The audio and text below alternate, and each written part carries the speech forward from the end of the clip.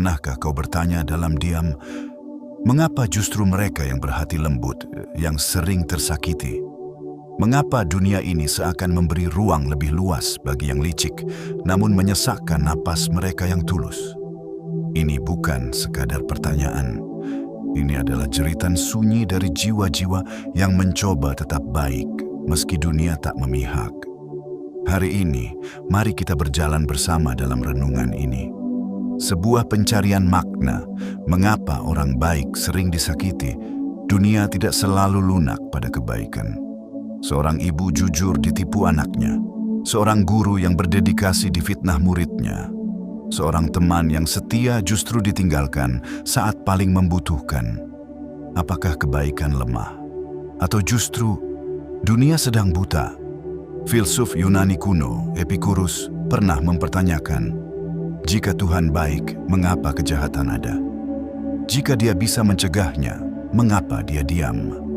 Pertanyaan itu telah menggema selama ribuan tahun, dan sampai hari ini tak ada jawaban yang benar-benar memuaskan. Tapi mungkin bukan jawaban yang kita butuhkan. Mungkin kita hanya perlu keberanian untuk terus bertanya dan keikhlasan untuk terus berjalan. Thomas Hobbes berkata, Homo homini lupus. Manusia adalah serigala bagi manusia lain. Dunia bukan tempat yang adil. Kadang semakin tulus hatimu, semakin lebar lukamu. Job dalam kitab suci adalah simbol penderitaan orang baik. Dia tak bersalah, tapi kehilangan segalanya. Dan Tuhan diam. Kita hidup dalam dunia yang seringkali menghargai topeng, bukan ketulusan. Yang cepat, bukan yang bijak. Yang bising, bukan yang penuh makna. Tapi apakah ini berarti kebaikan sia-sia? Stoikisme mengajarkan kita tidak bisa mengendalikan dunia, tapi kita bisa mengendalikan respon kita terhadap dunia. Epictetus berkata, bukan kejadian yang menyakiti kita, tapi cara kita memandangnya. Orang baik bukan tidak punya luka, mereka hanya memilih tidak membalas dengan kebencian. Viktor Frankl, yang selamat dari kamp Nazi, berkata, mereka bisa mengambil segalanya dariku, kecuali satu, kebebasan untuk memilih sikapku.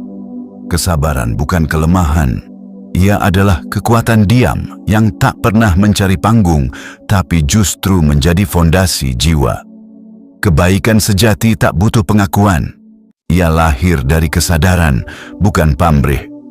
Buddha berkata, hati yang penuh cinta tidak akan meminta balasan, karena cinta sejati sudah merupakan ganjaran. Immanuel Kant menyebutnya sebagai niat murni, tindakan moral yang dilakukan demi kebaikan itu sendiri, bukan untuk hasil. Tapi dunia sering tak mengerti itu. Ia sibuk memberi tepuk tangan untuk yang gemerlap, bukan untuk yang jujur. Ia memuja hasil, bukan proses. Namun orang baik tetap berjalan. Mereka tahu bahwa cahaya tidak harus disorot untuk bisa menerangi. Nietzsche berkata, apa yang tidak membunuhku membuatku lebih kuat. Orang baik yang disakiti bukan berarti kalah. Mereka sedang ditempa. Rumi menulis, luka adalah tempat cahaya masuk ke dalam dirimu. Luka membuat kita peka. Luka membuat kita mengerti. Dan pada akhirnya, luka membuat kita menjadi manusia seutuhnya. Orang baik tak dilahirkan. Mereka ditempa oleh rasa ditolak, dikhianati, disakiti, dan tetap memilih untuk mencintai. Banyak yang jadi baik karena ingin dianggap baik. Tapi mereka yang benar-benar baik tak lagi butuh pengakuan. Mereka diam, tapi kehadirannya menyejukkan. Mereka dilupakan, tapi doanya terus menyelimuti dunia. Albert Camus pernah menulis, di tengah musim dingin yang paling dingin, aku menemukan dalam diriku musim panas yang tak terkalahkan. Orang baik sering disakiti karena mereka tak membalas. Mereka dianggap lemah karena tidak menyerang. Padahal disitulah kekuatan sejatinya berada. Temanku, jika kamu pernah disakiti karena kebaikanmu, jangan sesali kebaikan itu. Dunia boleh tidak adil, orang boleh tak tahu diri, tapi dirimu Tetaplah dirimu, karena pada akhirnya dunia bukan milik yang menang, tapi milik mereka yang tetap jujur meski tak dihargai.